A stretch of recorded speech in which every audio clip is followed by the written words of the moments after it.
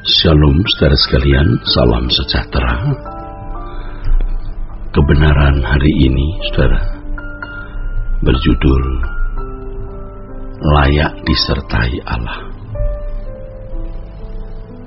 Menjadi masalah yang tidak sederhana ketika dipersoalkan mengenai apa dan bagaimana perasaan aman atau nyaman itu, dan apa yang dianggap sebagai ancaman atau malapetaka. Jika dipandang dari sudut manusia pada umumnya, perasaan aman atau nyaman adalah suasana sukacita atau kegembiraan atau kebahagiaan yang disebabkan atau ditopang oleh terpenuhinya semua kebutuhan jasmani. Pada umumnya manusia menjadikan semua ini sebagai tujuan hidup, sehingga jika manusia memiliki semua itu, barulah ia merasa hidupnya terlindungi. Jika seseorang yang beragama memiliki keadaan yang baik, yaitu terpenuhinya semua kebutuhan jasmani, maka mereka merasa hidup di dalam perlindungan Tuhan. Padahal yang membuat mereka merasa aman adalah harta dunia, bukan Tuhan sendiri. Maka dalam hal ini diperlukan kejujuran juga kecerdasan. Orang percaya harus merasa aman dan nyaman bukan karena terpenuhinya kebutuhan jasmani, lalu merasa Tuhan melindungi dia dengan berkat jasmani itu, melainkan karena keselamatan jiwanya yang tidak terancam. Artinya sudah memiliki kepastian masuk surga berdasarkan pengalaman berjalan dengan Allah. Banyak orang merasa lebih takut ketika pemenuhan kebutuhan jasmaninya terancam daripada keselamatan jiwanya yang terancam. Tuhan Yesus berkata, "Dan janganlah kamu takut kepada mereka yang dapat membunuh tubuh, tetapi yang tidak berkuasa membunuh jiwa. Takutlah terutama kepada Dia yang berkuasa membinasakan baik jiwa maupun tubuh di dalam neraka." Pernyataan Yesus ini mengisyaratkan agar kita lebih memperdulikan keselamatan jiwa kita daripada pemenuhan kebutuhan jasmani. Di balik pernyataan ini, Yesus juga memberikan jaminan bahwa Allah akan melindungi orang percaya dengan sempurna kalau memiliki hati yang takut akan Dia. Kalau Tuhan berkata jangan takut kepada mereka yang dapat membunuh tubuh, itu berarti pastinya Tuhan menjamin pemeliharaannya atas kebutuhan jasmani orang percaya. Allah pasti memelihara anak-anaknya dengan sangat sempurna. Yesus menunjukkan bahwa orang percaya diperhatikan oleh Tuhan lebih dari bunga di padang dan lebih dari burung pipit yang paling murah sekalipun. Kita sebagai orang percaya tidak boleh meragukan perlindungan Tuhan. Tidak boleh meragukan perlindungan Tuhan atas hidup kita. Orang-orang Kristen yang khawatir mengenai pemenuhan kebutuhan jasmani itu disamakan dengan orang yang tidak mengenal Allah. Begitu pernyataan Tuhan Yesus dalam Injil Matius 6 ayat 32.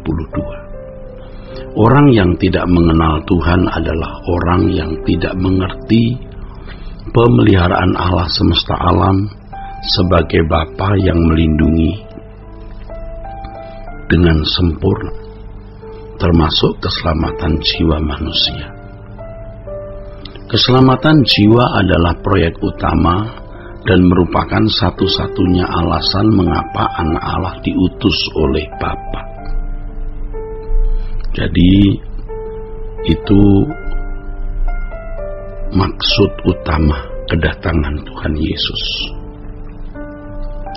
Saudaraku sekalian, Allah tidak memiliki proyek lain selain proyek keselamatan ini. Allah mengerahkan semua yang dimilikinya demi proyek keselamatan manusia tersebut. Dari hal ini dapat diambil kesimpulan bahwa hidup dalam perlindungan Allah berarti hidup di dalam rencananya. Tuhan tidak akan melindungi sesuatu yang tidak bertalian dengan proyek keselamatan. Proyek keselamatan adalah proyek satu-satunya yang Allah kerjakan melalui Putra Tunggalnya Tuhan Yesus Kristus, dan itu memang satu-satunya proyek atas manusia. Ya saudaraku, proyek keselamatan itu adalah proyek mengembalikan manusia ke rancangan Allah semula. Orang yang tidak hidup dalam proyek keselamatan, ya, tidak layak memperoleh perlindungan Allah. Kalau selama ini Allah masih memberikan pemeliharaannya atas dunia ini, sebab Allah masih memberi kesempatan kepada semua orang agar tidak ada yang binasa, agar mereka bertobat. Selama kesabaran Allah masih ada, Allah masih memberi kesempatan kepada setiap orang untuk bertobat. Tetapi kalau kesempatan ini habis, maka dunia akan dihancurkan menjadi lautan api. Oleh sebab itu kita harus mengerjakan keselamatan kita dengan sungguh-sungguh. Artinya berusaha terus bertumbuh menjadi serupa dengan Yesus. Yesus yang adalah model manusia yang sesuai dengan kehendak Allah.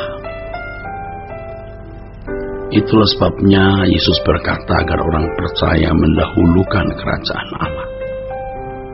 Orang yang mendahulukan kerajaan Allah pasti mendapat pemeliharaan yang khusus dari Allah. Selanjutnya, kalau kita berusaha untuk membawa orang lain juga masuk proyek keselamatan ini, Tuhan pasti menyertai kita secara khusus dalam seluruh kehidupan kita. Orang yang tidak peduli pekerjaan Allah tidak layak menerima perlindungan Allah. Oleh sebab itu, hendaknya kita tidak mudah berkata bahwa Allah menyertai seseorang. Allah tidak menyertai orang yang sibuk dengan pemenuhan kebutuhan jasmani dan tidak mempedulikan keselamatan orang. Kalau seseorang menuntut penyertaan Allah padahal ia tidak mengerjakan keselamatan dan tidak mengambil bagian dalam pekerjaan Allah, ia tidak layak menerima penyertaan Allah. Allah tidak menyertai orang yang hidupnya tidak sesuai dengan kesucian Allah dan tidak mengambil bagian dalam pekerjaannya. Pada akhirnya mereka yang tidak hidup suci dan tidak mengerjakan pekerjaan Allah akan dibuang ke dalam api kekal. Kalau seseorang sungguh-sungguh mengerjakan keselamatan dan mengambil bagian dalam pelayanan, ia hidup dalam perlindungan Allah. Suatu hari pasti bertemu dengan Bapa di surga. Tuhan memberkati saudara sekalian. Sola Gracia.